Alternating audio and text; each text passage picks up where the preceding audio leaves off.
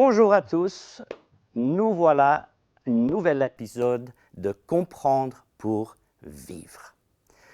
Aujourd'hui, on va regarder quelque chose qui est primordial à la foi chrétienne. La crucifixion de Jésus-Christ est primordiale pour qu'on puisse comprendre l'espérance que nous avons en Dieu. L'Ancien Testament parle de la croix par prophétie.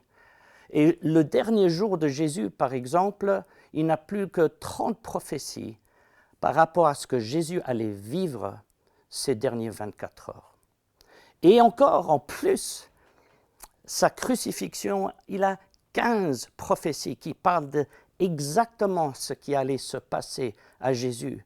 Par exemple, il allait être vendu pour 30 pièces d'argent, que les soldats allaient faire des sorts pour ses vêtements, qu'il allait être percé par un soldat. Jésus-Christ est allé à la croix pour nous sauver, pour nous racheter. Mais c'est bien plus que cela, et c'est sur cette crucifixion que j'aimerais parler de l'échange qui s'est passé sur cette croix entre nous et Dieu à travers Jésus-Christ. L'Ancien Testament nous parle de cette notion qu'il a œil pour œil, dent pour dent, une vie pour racheter une autre. Et la loi nous amène, n'est-ce pas, cette notion d'offrir un animal afin que Dieu couvre nos péchés. Et tout ceci est venu afin que, quand Jésus-Christ vient, il est dit de lui, « Voici l'agneau qui vient, qui ôte les péchés du monde. » Le Fils de Dieu, qui était le créateur de cet univers, qui tient toutes choses par sa parole, est venu dans la chair. Dieu est devenu homme. C'est pourquoi on appelle Jésus-Christ Emmanuel, Dieu avec nous. Et Jésus-Christ a vécu une vie sans péché. Et on pense souvent que Jésus est sur cette croix et que voilà, il a passé un mauvais quart d'heure. Bon, il était là plus de 3 heures, mais toute sa vie était un sacrifice. Pendant 33 ans, Jésus-Christ n'a jamais péché en pensée, en parole ou en acte. Et il a toujours fait la volonté de son Père. Beaucoup de gens étaient convaincus quand Jésus a dit ces paroles. « Je fais toujours ce qu'il plaît à mon Père. » Et voilà, Jésus-Christ, à la fin de son ministère, s'est préparé et s'est présenté comme un sacrifice pour ôter, la Bible dit, les péchés du monde. Mais on voit souvent la croix dans des images et on a une fausse image en vérité de ce qu'était la crucifixion au temps de Jésus.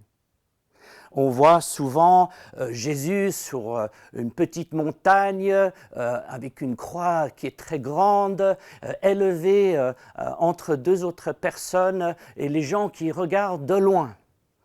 Rien pour être le contraire, mesdames, messieurs, c'est que Jésus-Christ est mort sur une croix où il était à 80 cm du sol, sur un passage où les gens passaient et le voyaient et pouvaient le regarder droit dans les yeux. Et plus que cela, notre Seigneur Jésus-Christ n'avait pas quelque chose qui couvrait une partie de son corps. Jésus-Christ était nu sur cette croix pour moi et pour toi. Jésus-Christ a fait la plus grande chose dans toute l'existence et l'histoire de l'humanité sur cette croix, parce qu'il a eu un échange entre lui et nous. Jésus-Christ a enduré et a donné sa vie afin que lui était puni, afin que nous soyons sans péché devant Dieu. Lui, il a été blessé, il a reçu cette flagellation qui l'a presque tué, afin que nous soyons guéris dans notre corps, âme et esprit. La Bible dit qu'il est devenu péché, tous les péchés placés sur lui, afin que nous soyons la justesse de Dieu. Alléluia. Et Jésus a enduré la pauvreté dans ce monde, lui qui était assis sur son trône glorieux. Il a laissé tout ceci. Il a vécu la vie d'un homme pauvre.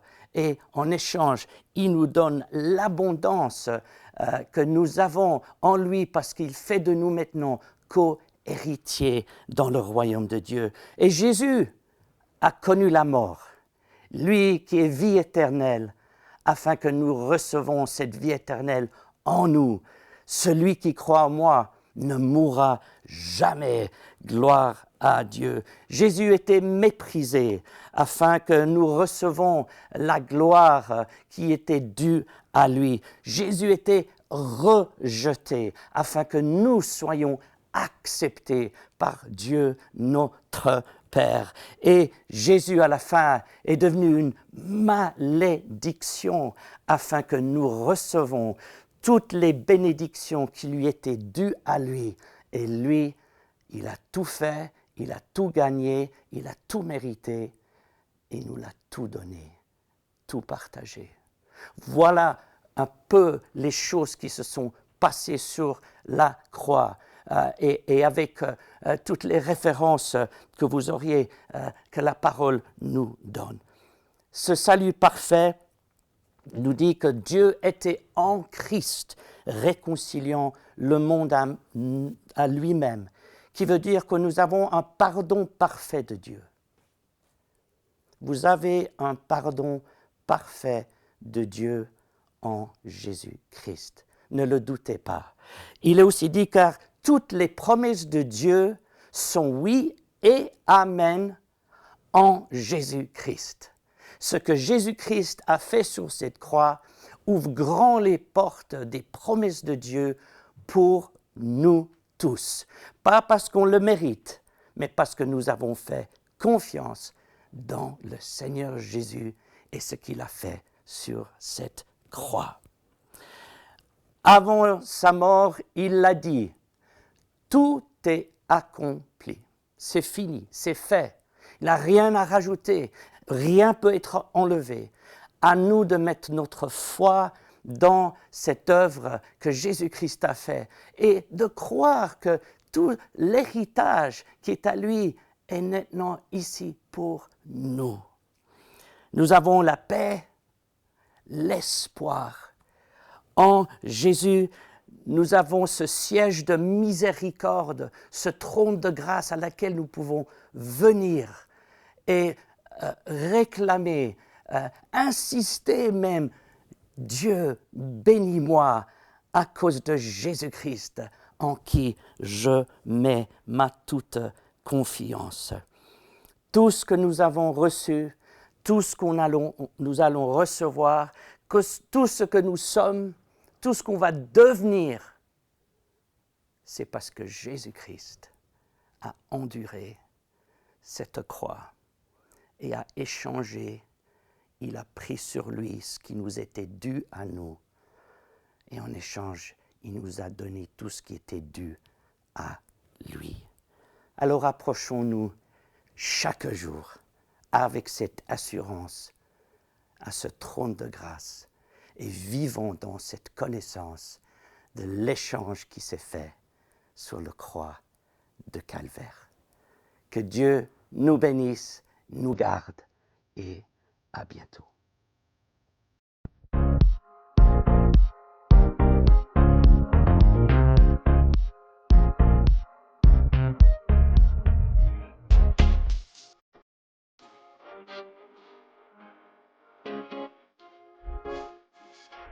Hey.